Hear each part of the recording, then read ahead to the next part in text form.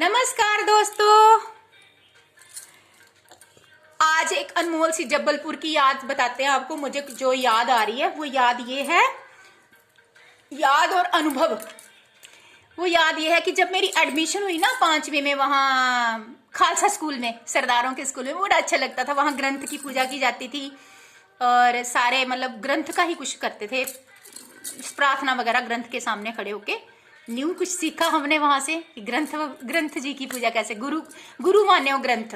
अच्छा लगा हमें, गुरु ग्रंथ को ही मानना चाहिए। और मैं मानती हूँ कि हमारे धर्म में गीता माँ को गुरु मानना चाहिए, है ना।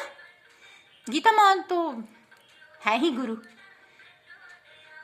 वहां पे हमने क्या सीखा कि गुरु मान्य हो ग्रंथ गुरुद्वारे का। तो सतनाम वाहे गुरु का खालसा, वाहे गुरु जी की फतेह। बड़ा अच्छा लगता था हमें। आज भी बोलते हैं। मैं तो सब धर्मों में विश्वास करती हूँ, प्रेम करती हूँ, क्योंकि मैं सबको एक मानती हूँ। मेरे लिए कुछ अलग नहीं है। मेरे लिए शब्दों में कोई भेदभाव नहीं है। शब्द चाहे कोई भी हो, भाव उसमें परमात्मा को होना चाहिए, ठीक है ना।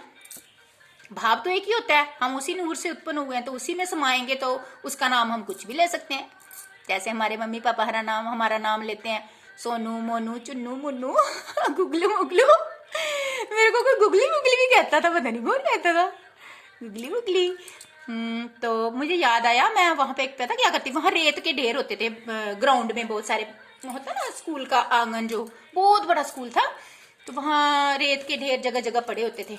तो मैंने वहां पे क्या चीज देखा, वहां रेत के ढेरों में ना छोटी छोटी सीपियां, शंख, छोटे छोटे शंख, सीपियां, इस तरह की वो जो रेत में जो कई तरह की चीजें होती थी ना, बना मतलब नेचुरल, वो होती थी। तो मैं जब रेत के ढेर के पास जाती थी, मेरे को वो चीजें अट्रैक्ट करती थी बड़ा। वो सीपियां, शंख, अभी भी वो मेरे पास, वो मैं कलेक्ट करती रहती थी।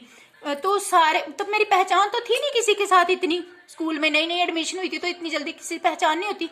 तो मैं घूमती रहती थी, घूमते घूमते रेत के ढेर के पास चले जाना, वहां बैठ के सारे बच्चे खेल रहे होते थे, और मैं क्या करती थी, शिपियां, शंख और जो रेत में जो भी अच्छी अच्छी चीजें मुझे मिलती थी ना, वो इकट्ठी करती रहती थी। और वो मैंने इतने लिफाफे भर लिए थे, इकट्ठे कर करके घर में ले आती रोज। मम्मा मम्मा देखो मैंने क्या लाया, मैंने क्या लाया। मम्मा बोलती क्या लाती रहती है। लेकिन आज भी वो मेरे पास शीखियां और सीपियां और शंख पड़े हुए हैं। कहीं मैंने रखे हैं, मैं बताऊंगी आपको, कहीं ना कहीं रखे हैं मैंने डब्बे में, आज भी मेरे पास हैं वो। अगर अभी दिखते तो मैं दिखाती, पर याद नहीं है कहाँ पर है। जिस दिन मुझे दिखेंगे ना, वो मैं आपको जरूर बताऊंगी। वो एक अनमोल सी याद कि मैं अपना अकेलापन कैसे काटती थी जब मेरी किसी से पहचान नहीं थी।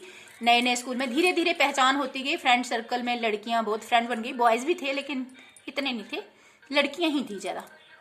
लड़कियों के बीच में सीमा थी मेरी बेस्ट फ्रेंड, सीमा, अनामिका, हाँ 2 लड़कियां थी। अनामिका शायद उत्तर प्रदेश की थी कहीं, तो सीमा का याद नहीं है कहाँ से थी वो, उसका मुझे पता नहीं है। लड़कों का तो नाम याद ही नहीं है, कोई थे, हाँ लड़के तो थे, पर नाम ना तो नाम याद है, ना पता है कौन कहाँ से है। तो ये याद सी अनमोल सी कि एक अनुभव था कि अकेलापन कैसे दूर करती थी, एक अच्छी चीजें चुन चुन कर रेत में से, और यादें कि रेत में से मैंने ऐसे चुना, आज भी याद आ रही है। वो 5वीं क्लास की यादें हैं, आपको सुना रही हैं जो मैं। तो कैसी लगी हमारी याद और अनुभव ये कि अकेलापन कैसे दूर किया जाए।